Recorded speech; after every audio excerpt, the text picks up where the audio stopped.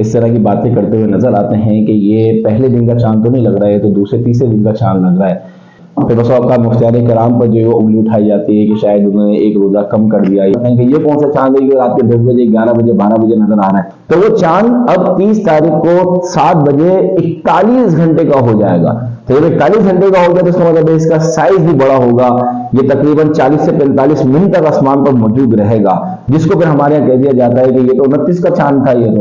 اعوذ باللہ من الشیطان الرجیم، بسم اللہ الرحمن الرحیم۔ آج بہت ہی اہم مسئلے کے ساتھ آپ کی خدمت میں حاضر ہوئے ہیں، اور وہ مسئلہ ہے چاند کا مسئلہ۔ عمومی طور پہ جب چاند دیکھا جاتا ہے، خاص طور پہ رمضان کا چاند یا پھر عید کا چاند، اور وہ چاند اپنے حجم اپنے سائز کے اعتبار سے اگر بڑا ہوتا ہے تو بہت سارے لوگ اس طرح کی باتیں کرتے ہوئے نظر آتے ہیں کہ یہ پہلے دن کا چاند تو نہیں لگ رہا ہے، تو دوسرے تیسرے دن کا چاند لگ رہا ہے۔ اسی طریقے سے جب چاند اگر آسمان پہ زیادہ دیر تک رکا رہے تو اس کو بھی اس بات کی نشانی قرار دیا جاتا ہے کہ یہ پہلے دن کا نہیں ہے۔ پھر بس اوقات مفتیان کرام پر جو ہے وہ انگلی اٹھائی جاتی ہے کہ شاید انہوں نے ایک روزہ کم کر دیا، یا ایک روزہ انہوں نے زیادہ کروا دیا، یا رمضان پہلے شروع ہو گیا تھا انہوں نے بعد میں اعلان کیا اور ایک روزہ ہمارا نکل گیا۔ اس طرح کی گفتگو کی جاتی ہے۔ تو کیا ایسا کچھ علامت اس کو قرار دیا جا سکتا ہے، چاند کے سائز کا بڑا ہونا یا پھر اس کا زیادہ دیر تک آسمان پہ رہنا؟ تو اس میں پہلی بات تو یہ یاد رکھیں کہ چاند زیادہ بڑا ہو، چھوٹا ہو، اس کا سائز جو ہے وہ کم ہو، زیادہ ہو، یا وہ آسمان پہ زیادہ دیر تک رہے یا تھوڑے وقت تک رہے، اس سے اس بات کی علامت قرار نہیں دیا جا سکتا کہ یہ چاند جو ہے وہ پہلے دن کا ہے یا دوسرے دن کا ہے۔ اس میں بس یہ یاد رکھیں کہ حدیث مبارکہ ہے مسلم شریف کی 1088 نمبر حدیث مبارکہ، کہ صحابہ کرام عرض کرتے ہیں کہ ہم نے چاند کو دیکھا تو بعض نے کہا کہ دوسرے دن کا چاند ہے، بعض نے کہا تیسرے دن کا چاند ہے۔ حضرت عبداللہ بن عباس رضی اللہ تعالیٰ عنہ کے پاس جب یہ مسئلہ آیا تو آپ نے فرمایا کہ تم نے چاند کب دیکھا؟ تو کہا کہ ہم نے فلاں فلاں تاریخ کو دیکھا۔ تو کہا کہ اللہ کے رسول صلی اللہ علیہ وسلم نے ارشاد فرمایا کہ جس وقت میں تم نے چاند دیکھا وہی دن چاند کا دن ہے، بس اللہ تبارک و تعالیٰ نے تمہارے دیکھنے کے لیے اس کو بڑھا دیا۔ تو بس مدار جو ہے پہلے یا دوسرے دن کے ہونے کا وہ چاند کے دیکھنے پر ہے، چاہے وہ بڑا ہو، چاہے وہ چھوٹا ہو، چاہے وہ دیر تک رکے، چاہے وہ کم وقت تک رکے، جب چاند نظر آئے گا بس وہی دن پہلا دن قرار دیا جائے گا۔ لہٰذا یہ کہنا کہ بڑا ہے تو یہ دوسرا دن ہے، تیسرا دن ہے، یہ بالکل درست نہیں ہے۔ جب اس کی رؤیت ہو جائے گی، جب نظر آئے گا، تب اس کو پہلا دن قرار دیا جائے گا۔ ایک مسئلہ تو یہ ہے۔ اب یہ معاملہ ہے کہ چاند بڑا یا چھوٹا کیوں ہو جاتا ہے، یا پھر دیر تک رکتا ہے اور کم وقت تک رکتا ہے، ایسا کیوں ہوتا ہے؟ تو پہلی بات تو یہ یاد رکھیں کہ ایک لفظ کہا جاتا ہے چاند کا پیدا ہونا۔ پیدا ہونے سے مراد یہ نہیں ہے کہ چاند جو ہے وہ ختم ہو جاتا ہے اور پھر دوبارہ جو ہے وہ اس کی پیدائش ہوتی ہے، ایسا نہیں ہے، بلکہ ہر ایک بندہ یہ سمجھتا ہے کہ چاند تو اپنے مقام پر موجود ہی رہتا ہے۔ ہاں یہ ضرور ہے کہ سورج کی روشنی اس تک نہیں پہنچتی ہے تو وہ چاند جو ہے وہ چھپ جاتا ہے، لیکن وہ اپنے مدار میں جو ہے وہ گھومتا رہتا ہے، سفر اس کا جاری رہتا ہے۔ حتیٰ کہ جب چاند، سورج اور زمین ایک ہی لائن میں آ جاتے ہیں تو پھر علم فلکیات والے اسے کہتے ہیں کہ یہ چاند پیدا ہوا ہے،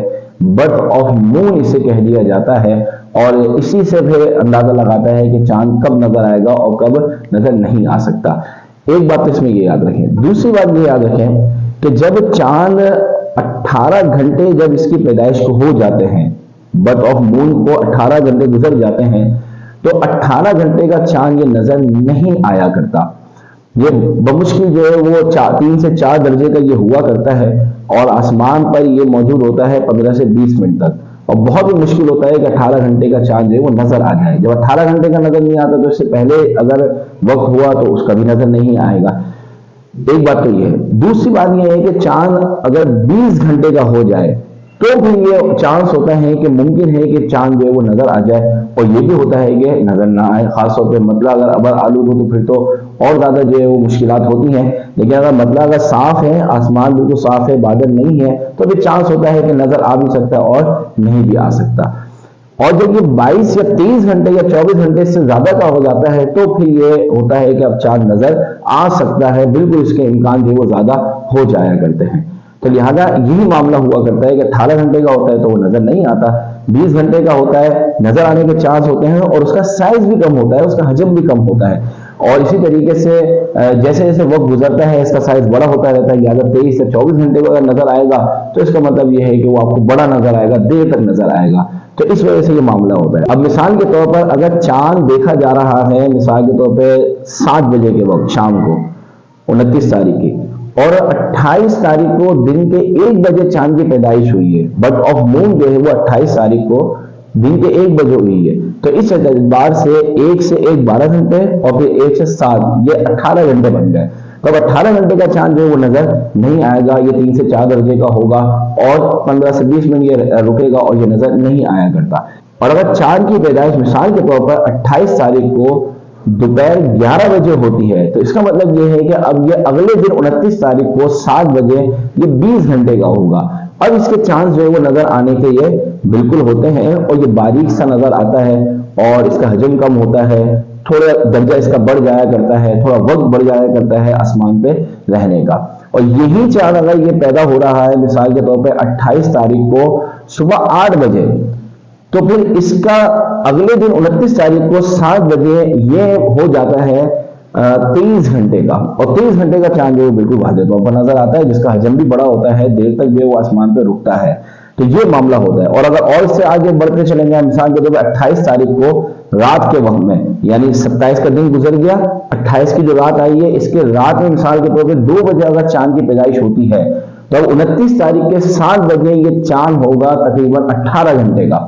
تو 18 گھنٹے کا چاند تو نظر نہیں آئے گا، تو لہٰذا 29 تاریخ کو چاند نظر نہیں آئے گا۔ اب جب آپ 30 تاریخ کو دیکھیں گے نا تو وہ چاند اب 30 تاریخ کو 7 بجے 41 گھنٹے کا ہو جائے گا، تو جب 41 گھنٹے کا ہو گیا تو اس کا مطلب ہے اس کا سائز بھی بڑا ہوگا، یہ تقریباً 40 سے 45 منٹ تک آسمان پر موجود رہے گا، جس کو پھر ہمارے یہاں کہہ دیا جاتا ہے کہ یہ تو 29 کا چاند تھا،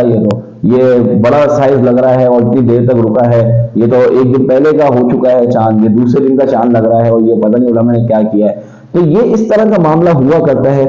لہذا اس طرح کے جملے ادا کرنے سے پہلے ہمیں اچھی طریقے سے غور کر لینا چاہیے کہ وہاں جو لوگ بیٹھے ہیں وہ کوئی عام لوگ نہیں ہیں، وہ مفتیان کرام ہیں، وہ اپنے فیلڈ کے ماہر لوگ ہیں، وہ ماہر فلکیات ہیں، وہ تمام کے مشورے کے ساتھ علم فلکیات کو دیکھتے ہوئے، علم شرع کو دیکھتے ہوئے یہ فیصلے کیے جاتے ہیں۔ ایسا نہیں ہوتا ہے کہ ہمارا دل چاہ رہا ہے کہ آج جو ہے وہ عید نہ ہو تو لہذا ہم اعلان نہ کریں، کل کریں گے، ہمارا دل چاہ رہا ہے کہ عید ہو جائے تو اعلان کر دیا، ایسا نہیں ہوا کرتا، بلکہ سارے احکامات کو، ساری چیزوں کو پیش نظر رکھتے ہوئے پھر اعلان کیا جاتا ہے۔ اور ہم جو ہے وہ اپنے کمرے میں بیٹھ کر باتیں کر رہے ہوتے ہیں کہ پتہ نہیں کیا کر رہے ہیں علماء،